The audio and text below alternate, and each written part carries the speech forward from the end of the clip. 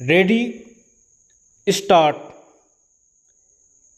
महोदय, स्वैच्छिक संगठनों के सामने सबसे पहली चुनौती नागरिक समाज को निर्मित करने की है।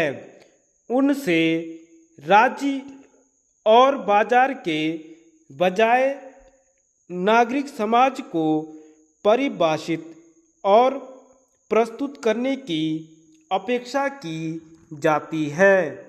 ऐतिहासिक रूप से हमारे देश में राज्य और उसकी एजेंसियों को हर तरह के सामाजिक आर्थिक विकास का वाहक मान लिया गया है। इसके साथ ही मुक्त बाजार को भी विकसित किया गया है, पर एक सीमा तक ही। आज मुक्त बाजार की अवधारणा को इस तरह प्रस्तुत किया जा रहा है जैसे वही सारी बीमारियों की रामबाण औषधि है, लेकिन जैसे राज्य के प्रभुत्व वाला विकास का ढांचा समस्या का हल नहीं हो सकता, वैसे यह भी नहीं। आवश्यकता है तीसरे पक्ष यानी नागरिक समाज को विकसित करने की। नागरिक समाज से यहाँ मेरा आशय लोगों, परिवारों और समुदायों के उस संगठन से है जो एक ओर सरकार से और दूसरी ओर आर्थिक उद्यमों से स्वायत्त हैं। यह आवश्यक है कि सरकार और साथ ही बाजार में कार्यरत संस्थाएं उस जनता के प्रति जवाबदेह हों जिसका प्रतिनिधित्व नागरिक समाज के सामूहिक संगठन करते हैं। उपभोक्ता संघ, जन संगठन, सामाजिक आंदोलन, ग्रामीण संगठन, युवाओं व महिलाओं के संगठन, पर्यावरण व मानव अधिकारों पर काम करने वाले संगठन सभी स्वैच्छिक विकास संगठनों के साथ एक ही ताने बाने के अंग हैं। आवश्यकता इस ताने बाने को सुदृढ़ करने की है। टिके रहने की चुनौती से आशय केवल भौतिक रूप से टिकाऊ होने मात्र से ही नहीं है, बल्कि इसका आशय इस बात से भी है कि आने वाले समय में स्वैच्छिक संगठन अपने स्वयं के संसाधन किस प्रकार निर्मित करेंगे। यह वास्तव में बौद्धिक और संस्थागत टिकाऊपन को सुनिश्चित करने की चुनौती भी है। हो सकता है कुछ संगठनों ने अपनी समस्याओं का हल निजी तौर पर निकाल लिया हो, पर इस संबंध में सामूहिक और क्षेत्रीय सोच आवश्यक है जिसका अभाव नजर आता है। स्वयं समाज के भीतर से विशेषकर मध्यम वर्ग से संसाधन और सहायता जुटाने की जरूरत है। इस दृष्टि से मध्यम वर्ग को समकालीन भारत की वास्तविकता के एक अभिन्न अंग के रूप में मान्यता देनी होगी। इसी तरह संगठनों के रूप, आकार और क्षमता पर भी एक नए सिरे से विचार करने की आवश्यकता है। बदलते हुए राष्ट्रीय और अंतर्राष्ट्रीय संदर्भ में यह आवश्यक है।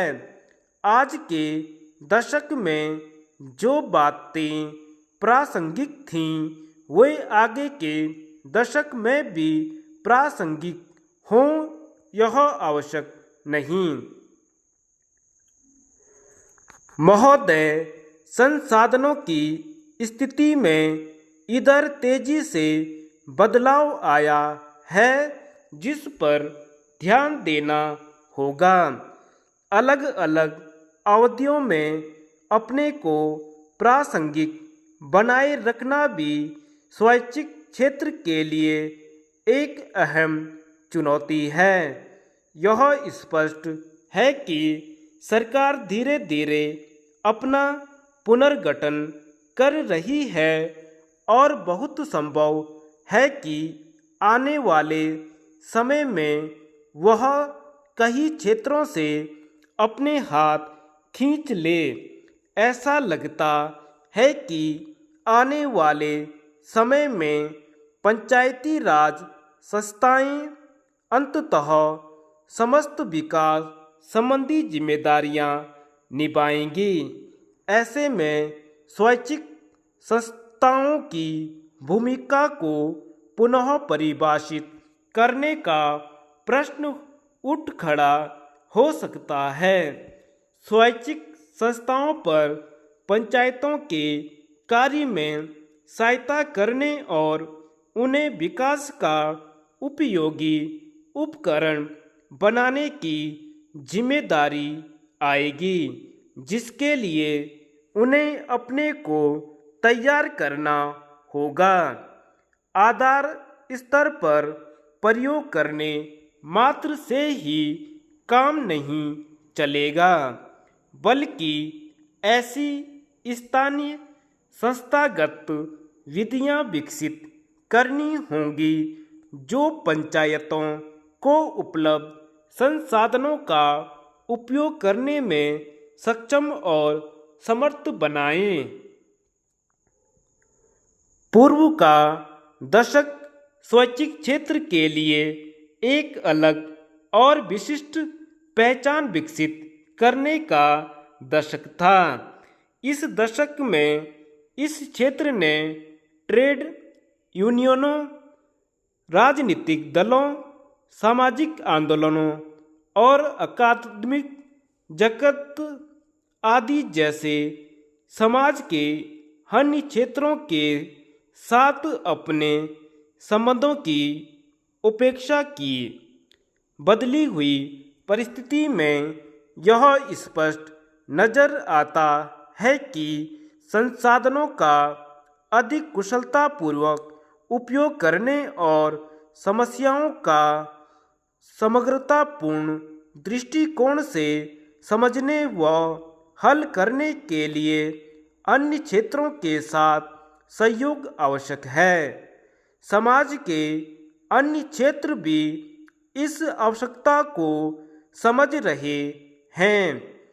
अतः स्वैच्छिक संगठनों के नेताओं के लिए एक दूसरे के साथ मिलकर काम करने के तरीके व साधन ढूंढना आवश्यक है।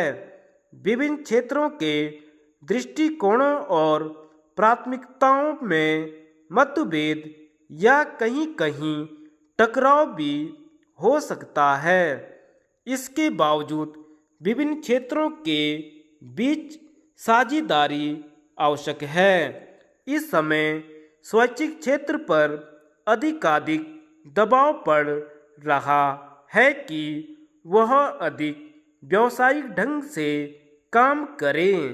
कुछ लोग व्यावसायिक होने का अर्थ विभिन्न व्यावसायिक लोगों को संगठन में भर्ती करने मात्र से लगा लेते हैं, जो कि व्यावसायिक होने का गलत अर्थ है। स्वैच्छिक संगठनों के लिए व्यावसायिक होने की चुनौती का अर्थ है कि अधिक सक्षम होना ताकि वे अपने संसाधनों का फलदायक ढंग से उपयोग कर सकें।